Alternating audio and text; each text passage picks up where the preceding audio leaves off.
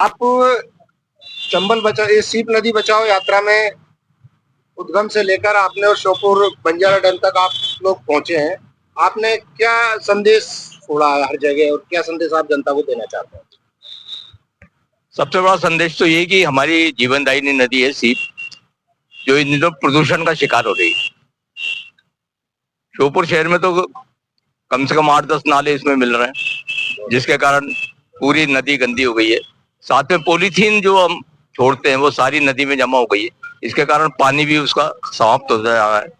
तो एक तो यही संदेश छोड़ा है कि लोग कम से कम इसे गंदा ना करें, और साथ ही इसमें पॉलीथीन जो हम छोड़ते हैं वो भी ना करें। ये तो प्रमुख संदेश तो इसका सीप नदी को बचाना ही है। इसके अलावा भी बहुत सारे संदेश हम इसके माध्यम से दे रहे हैं। एक तो नशा मुक्ति, नशा बहुत बढ़ रहा है, सब लोग इसके हमारे परेशान हैं। अभी बहुत आंदोलन भी श्योपुर में हुए नशे को लेकर, तो ये भी एक संदेश देने हैं कि लोग नशा ना करें, क्योंकि नशा न केवल आर्थिक दृष्टि से नुकसान पहुंचाता है बल्कि शरीर को भी नुकसान पहुंचाता है। तो ये भी एक संदेश हम इसके माध्यम से दे रहे हैं। एक संदेश ये भी है कि बच्चों को शिक्षित करें, क्योंकि हमने देखा है कि खासतौर से आदिवासी क्षेत्रों में लोग स्कूल में ही नहीं भेजते बच्चों को। तो स्कूल में बच्चों को भेजें, ताकि जो स्थिति इनकी बनी है पहले, वो इन बच्चों को पढ़ाने के बाद नहीं बनेगी, ऐसा अपेक्षा हम लोगों से करते हैं। आपने हर जगह रामचरितमानस भी कई जगह भेंट की है, तो इसका क्या उद्देश्य है आपका? इसका ये था कि मानस वो बना है, मानस समिति सब जगह पर, ताकि शाम के टाइम 1 घंटे लोग वहां एकत्रित हो। तो न केवल मानस में जो राम का आदर्श है और राम के जो सत्य और जो माता पिता की सेवा और वो सब भाव है, वो लोगों तक पहुंचे। एक तो यही उद्देश्य है, कम से कम 1 घंटा लोग बैठे और सत्संग करें वहां पर। इसके साथ ही जब लोग बैठेंगे तो निश्चित रूप से कुछ अच्छी बातें वहां होगी, सत्संग होगा तो अच्छी बातें होंगी, तो लोगों तक वो बातें भी पहुंचेगी। ये भी इसका। यहाँ जो गंदे नाले बंजारा डैम के अंदर जगह जगह मिले हुए हैं, तो क्या इस बारे में कलेक्टर साहब से कोई चर्चा की कि इनमें फिल्टर लगाकर इनको डाला जाए या गंदा होने से बचाया जाए? ऐसा जानकारी मिली कि नगर पालिका ने एक प्रपोजल शासन को भेजा है, ये नालों को एक फिल्टर यंत्र लगाया जाए, संयंत्र, और उसमें इन नालों को डाला जाए ताकि उससे साफ पानी सीप नदी में मिले। ऐसे प्रपोजल बन के गया हुआ। इसमें एक साफ देखने को दिख रहा है कि अभी यात्रा चल रही है और यात्रा का स्वागत बंजारा डैम पे कुछ लोगों द्वारा किया जा रहा है, जो कि यहाँ के निवासी गण हैं।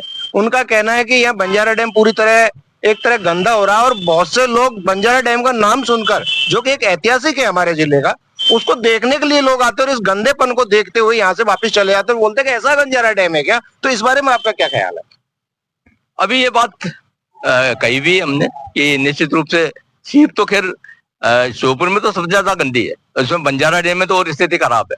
सबसे शहर का सबसे बड़ा नाला इसी में आकर मिलता है, और नीचे आप देखें, नीचे की साइड में जो है वहाँ इतनी पॉलीथीन जमा है कि नजर ही नहीं आता ये नदी है, और ऊपर भी बहुत गंदगी है। तो ये बात तो सबसे प्रमुख है जो हम प्रशासन के सामने रखेंगे कि कम से कम सीप का सौंदर्यीकरण हो, और उसमें बंजारा डैम का सौंदर्यीकरण जरूरी, क्योंकि पहले ऐसा हुआ था कि यहाँ बोटिंग भी होती थी और काफी लाइट भी लगाई गई थी, फॉरेवर भी लगाया गया। ये बिल्कुल प्रतिभा पाल जो कलेक्टर मैडम रही हैं, उनके समय पे यहाँ पे बोटिंग क्लब, बोट होती थी, सब कुछ होता था, बहुत सौंदर्यीकरण हुआ है। और आज उस जगह की बोटिंग क्लब में जो करोड़ों रुपए शासन के द्वारा खर्च किए हैं, उसके अंदर मोहल्ले से और कई लोग, यहाँ तक कि मैं कहना चाहूंगा कि व्यभिचार भी वहां किया जाता है, कि लड़कियों तक को वहां लाया जाता है, लैट्रिन करना, ये तो एक आम बात हो रही है। तो क्या इस बारे में इस बोटिंग क्लब का क्या जीर्णोद्धार कराया जाएगा? लाखों रुपए जो जनता के टैक्स के रूप में दी हुई पैसे है, जो जनता की पैसा है, शासन का क्या इसमें कयाम? तो क्या इस पैसे का दुरुपयोग ही समझे, या फिर इसको कुछ काम में लेने के लिए इसको दोबारा से प्रशासन आपकी कहने से सुनेगा या कुछ कर पाएगा क्या? निश्चित रूप से हम खुद ने भी बोटिंग की है यहाँ पे, और काफी लोग यहाँ बोटिंग करने आते थे, और उस समय एक पर्यटन स्थल भी बन गया था। परंतु बीच में एक बार बाढ़ आई तो उसके बाद सारी नावें बह गई और सब सामग्री टूट फूट गई। बीच में हमने एक वो भी बनवाया था प्रशासन के माध्यम से, जिसमें कार्यक्रम हो, बीच में मंच बना हुआ था एक, वो भी टूटा गया है। तो हम तो बार बार यही बात कहते हैं कि ये हमारा हृदय स्थल है, एक तरह से पर्यटन स्थल है। तो इस स्थल के सौंदर्यीकरण में तो आवश्यक रूप से प्रयास किया जाना चाहिए, और इसमें नगर पालिका की भूमिका ज्यादा महत्वपूर्ण है, क्योंकि नगर पालिका ने पहले भी यह किया था, पर उसके बाद उसकी ध्यान देना बंद कर दिया। तो अब यही अपेक्षा रहेगी कि नगर पालिका कम से कम प्रशासन भी दे और नगर पालिका भी इस पर ध्यान दे। इसमें सबसे बड़ी बात जो आ रही है वो ये आ रही है कि कुछ तो कहते हैं कि ये पंचायत का क्षेत्र है, कुछ कहते हैं नगर पालिका का क्षेत्र है। अगर ये पंचायत का क्षेत्र है तो फिर नगर पालिका ने निर्माण किस योजना के तहत यहाँ कर दिया?